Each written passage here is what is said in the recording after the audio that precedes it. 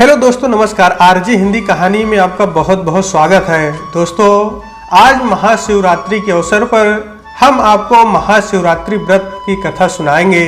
तो दोस्तों चलिए शुरू करते हैं। पूर्व काल में चित्रभानु नामक एक शिकारी था। जानवरों की हत्या करके वो अपने परिवार को पालता था। वो एक साहूकार का कर्जदार था, लेकिन उसका ऋण समय पर ना चुका सका। क्रोधित साहूकार ने शिकारी को शिव मठ में बंदी बना लिया। संयोग से उस दिन शिवरात्रि थी। शिकारी ध्यान मग्न होकर शिव संबंधी धार्मिक बातें सुनता रहा। चतुर्दशी को उसने शिवरात्रि व्रत की कथा भी सुनी। शाम होते ही साहूकार ने उसे अपने पास बुलाया और ऋण चुकाने के विषय में बात की। शिकारी अगले दिन सारा ऋण लौटा देने का वचन देकर बंधन से छूट गया। अपनी दिनचर्या की भांति वह जंगल में शिकार के लिए निकला, लेकिन दिन भर बंदी गृह में रहने के कारण भूख प्यास से व्याकुल था। शिकार खोजता हुआ वह बहुत दूर निकल गया। जब अंधकार हो गया तो उसने विचार किया कि रात जंगल में ही बितानी पड़ेगी। वह एक तालाब के किनारे एक बेल के पेड़ पर चढ़कर रात बीतने का इंतजार करने लगा। बिल्व वृक्ष के नीचे शिवलिंग था, जो बिल्व पत्रों से ढका हुआ था। शिकारी को उसका पता ना चला। पड़ाव बनाते समय उसने जो टहनियां तोड़ी वे संयोग से शिवलिंग पर गिरती चली गई। इस प्रकार दिन भर भूखे प्यासे शिकारी का व्रत भी हो गया और शिवलिंग पर बिल्व पत्र भी चढ़ गए। एक पहर रात्रि बीत जाने पर एक गर्भिणी हिरणी तालाब पर पानी पीने पहुंची। शिकारी ने धनुष पर तीर चढ़ाकर ज्यों ही प्रत्यंचा खींची। हिरणी बोली, मैं गर्भिणी हूं, शीघ्र ही प्रसव करूंगी। तुम एक साथ दो जीवों की हत्या करोगे, जो ठीक नहीं है। मैं बच्चे को जन्म देकर शीघ्र ही तुम्हारे समक्ष प्रस्तुत हो जाऊंगी, तब मार लेना। शिकारी ने प्रत्यंचा ढीली कर दी और हिरणी जंगली झाड़ियों में लुप्त हो गई। प्रत्यंचा चढ़ाने तथा ढीली करने के वक्त कुछ बिल्वपत्र अनायास ही टूटकर शिवलिंग पर गिर गए।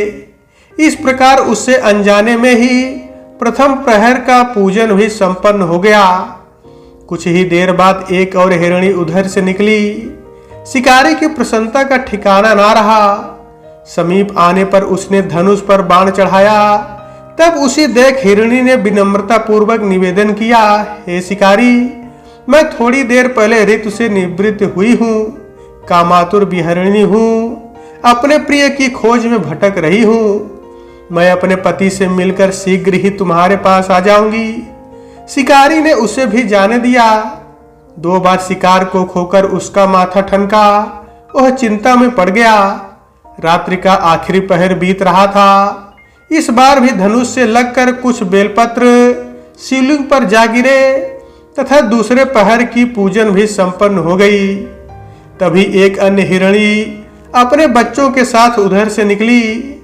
शिकारी के लिए यह स्वर्णिम अवसर था। उसने धनुष पर तीर चढ़ाने में देर नहीं लगाई। वो तीर छोड़ने ही वाला था कि हिरणी बोली, हे शिकारी, मैं इन बच्चों को इनके पिता के हवाले करके लौट आऊंगी। इस समय मुझे मत मारो। शिकारी हंसा और बोला, सामने आए शिकार को छोड़ दूं? मैं ऐसा मूर्ख नहीं। इससे पहले मैं 2 बार अपना शिकार खो चुका हूं। मेरे बच्चे भूख प्यास से व्यग्र हो रहे होंगे। उत्तर में हिरणी ने फिर कहा, जैसे तुम्हें अपने बच्चों की ममता सता रही है, ठीक वैसे ही मुझे भी। हे शिकारी, मेरा विश्वास करो, मैं इन्हें इनके पिता के पास छोड़कर तुरंत लौटने की प्रतिज्ञा करती हूँ। हिरणी का दुख भरा स्वर सुनकर शिकारी को उस पर दया आ गई। उसने उस मृगी को भी जाने दिया। शिकार के अभाव में तथा भूख प्यास से व्याकुल शिकारी अनजाने में ही बेल वृक्ष पर बैठा बेलपत्र तोड़ तोड़ कर नीचे फेंकता जा रहा था। पाँव फटने को हुई तो एक हष्ट पुष्ट मृग उसी रास्ते पर आया।